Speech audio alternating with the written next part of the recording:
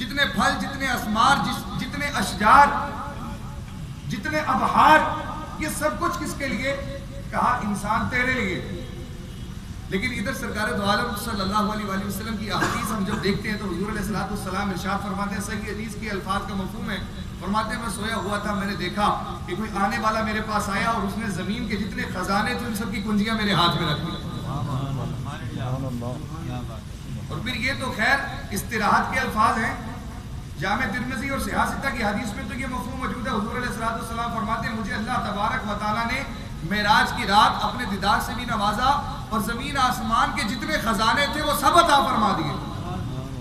اب مجھے بتائیں، زمین بھی حضور کی، آسمان بھی حضور کے، چاند ستارے بھی حضور کے، زمین کے خزانے بھی حضور کے، سارے معاہدے کرم بھی حضور کے، بلکہ مفسرین کرام فرماتے ہیں کہ حضور علیہ السلام در حقیقت اللہ کے خلیفہ اعظم ہیں۔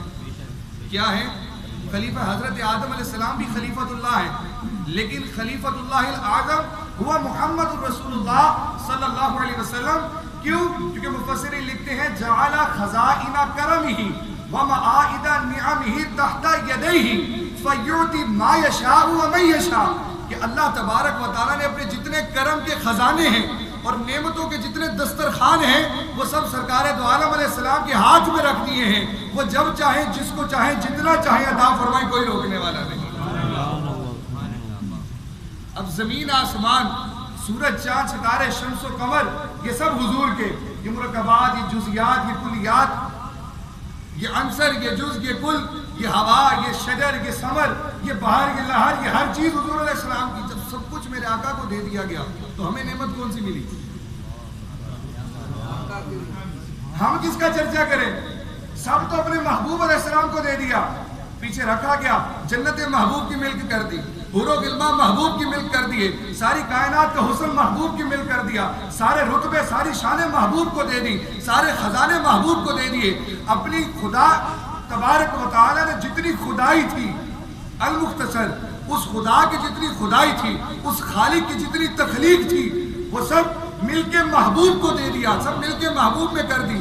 اب سوال یہ ہے مولا، ایک طرف ہمیں بھی کہا کہ خلق لکم ما فی الارض جمیعا، سب کچھ تیرے لیے بنایا ہے، ادھر محبوب کو یہ فرما دیا کہ سب تیرے ہاتھ میں دے دیا، معاملہ کیا ہے؟ تو حضور علیہ السلام کی حدیث نے ابہام دور کر دیا۔ حضور فرماتے ہیں انما انا قاسم واللہ یعطی، تمہارے لیے بنایا ہے لیکن دیا مجھے ہے، تمہیں جہاں سے ملنا ہے آؤ تمہیں دکھاتا ہوں، وہ میرا دربار ہے، وہ میرا در ہے، وہ میرے در سے ملنا ہے۔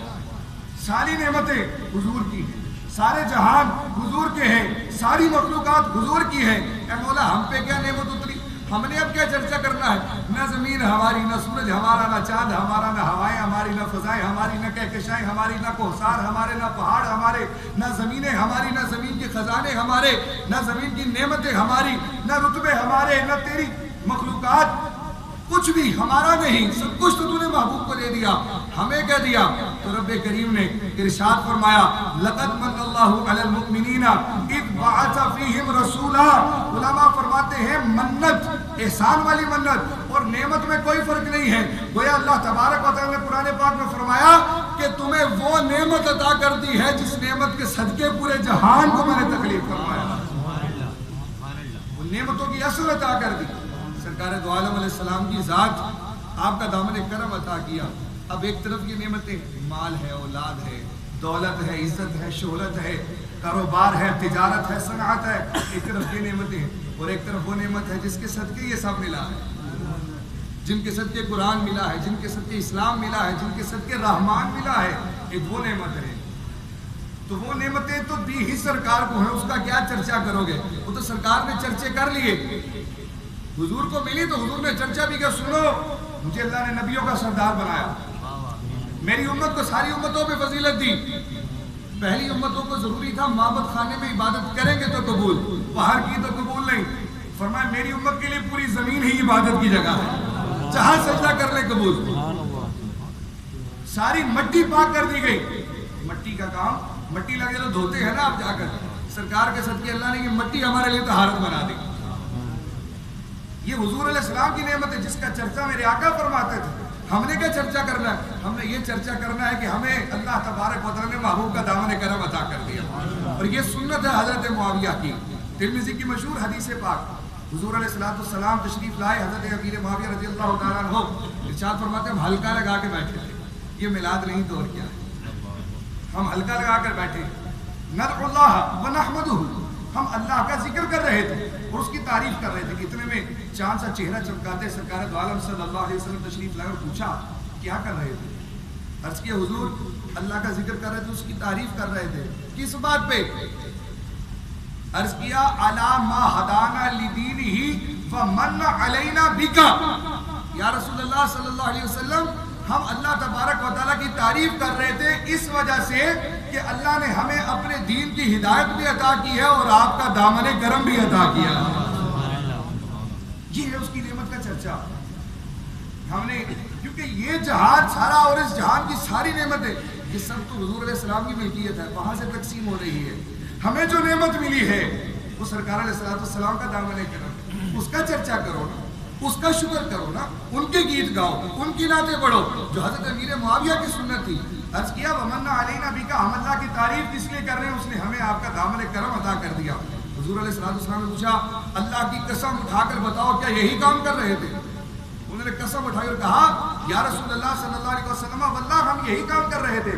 تو میرے آقا کریم علیہ السلام نے ارشاد فرمایا اے میرے صحابہ میں نے قسم اس لیے نہیں اٹھوائی کہ مجھے تمہارے قول میں شک تھا, تمہاری زبان پہ شک تھا, بلکہ قسم اس لیے اٹھوائی کہ کچھ دیر پہلے میرے پاس جبریل آئے اور مجھے آ کر عرض کیا ان اللہ تعالی یباہی بکم الملائکہ, کہ تمہارا یہ نعمت کا چرچا کرنے کا انداز, تمہارا یہ انداز تحدیث نعمت اللہ تبارک و تعالیٰ کو اتنا پسند آیا کہ اس وقت پروردگار جہاں اپنے سارے ملائکہ کے سامنے تم لوگوں پہ فخر فرما رہا. بات سمجھ میں آ رہی؟ ہم نے کس نعمت کا چرچا کرنا جو ہمیں ملی. ہمیں کیا دیا رب نے؟ اپنے محبوب کا دامن, جس احسان کو کرنے کے بعد اس نے بھی احسان جتلایا کہ ہاں یہ میں نے احسان کیا ہے. تو یہ احسان کسی بات پہ جتلایا جاتا ہے نا, کسی کو 10 روپے دے کے کوئی احسان تو نہیں جتلاتا کہ میں نے تمہیں 10 روپے دیے ہیں. احسان جتلانے کے لیے کوئی بات بھی تو ہونی چاہیے. رب کریم نے اگر احسان جتلایا, جو فرماتا ہے کل متاع دنیا قلیل, یہ تو دنیا اتنی سی ہے, دنیا کا سامان اتنا سا ہے. جس پروردگار جہاں کی وسیع نظر میں نگاہ قدرت میں یہ جہان اتنا سا ہے کہ اس کی کوئی ویلیو نہیں. جب وہ کہے کچھ دے کر کے میں نے بہت کچھ دے دیا, جب میں نے خیر کثیر دے دی, تو اس کا اندازہ کون لگا سکتا ہے؟ ہمیں نعمت ملی حضور علیہ السلام کا دامن کرم. یہ ایک ہمارے یہاں پر 2 نوشنز چلتے ہیں کہ صحابہ کرام علیہ رضوان کی زندگی میں میلاد النبی اتنی مرتبہ آئی, تابعین کی دور میں, اولیاء کے دور میں کہیں پر یہ ثبوت نہیں ملتا. میرے محترم اسلام بھائیو, عاشق کا کام ہے اپنے محبوب کا ذکر کرتے رہنا.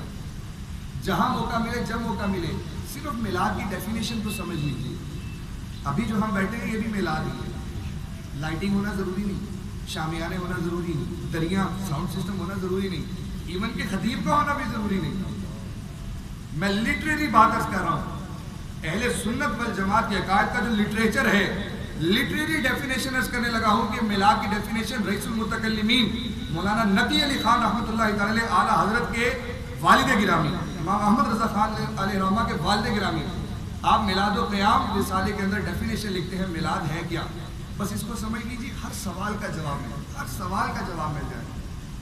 میلاد یہ ہے کوئی شخص اکیلا یا جماعت کے ساتھ بیٹھ کر سرکار دو عالم صلی اللہ علیہ وآلہ وسلم کی ولادت کے معجزات, آپ کی مبارک زندگی کے معجزات اور آپ کے فضائل اور کمالات کا ذکر کرے, سبحان اللہ, وہ میلاد ہے. سبحان اللہ. یعنی سرکار دو عالم صلی اللہ علیہ وآلہ وسلم میلاد النبی کا دوسرا نام ذکر مصطفیٰ ہے. اب آپ جواب دیجئے, اگر ہمارے علماء اس تاریخ پر متفق ہیں, اعلیٰ حضرت کے والد گرامی نے لکھی, تو یہاں پر ذکر مصطفیٰ کو میلاد کہا گیا. کیا حضرت ابوبکر نے نہیں کیا؟ کہ حضرت عمر نے نہیں کیا؟ کہ حضرت عثمان و علی نے نہیں کیا؟ کہ عشرہ مبشرہ بدری احد خیبر و خندق والوں نے نہیں کیا؟ اگر انہوں نے میلاد نہ منایا ہوتا تو آج ہم میلاد کہاں سے مناتے؟ اگر حضرت آمینہ ہمیں نہ بتاتی کہ جب محبوب کا نور میرے بطن اقدس میں تھا, پتھر بھی پاؤں کے نیچے آتا تو موم بن جاتا, ہم کیسے بیان کرتے؟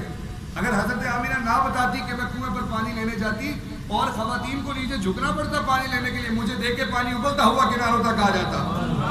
ہم کیسے بیان کرتے؟ اگر حضرت عباس نے حضور کا میلاد نہ بیان کیا ہوتا کہ میرے آقا میں نے بچپن میں آپ کو دیکھا ہے، آپ جھولے میں لیٹے ہیں، آپ کا اشارہ چاند کی جانب ہے، جھولا دائیں جانب جاتا ہے، چاند بھی دائیں جانب جھک جاتا ہے، جھولا بائیں جانب آتا ہے، چاند بھی بائیں جانب جھک جاتا ہے۔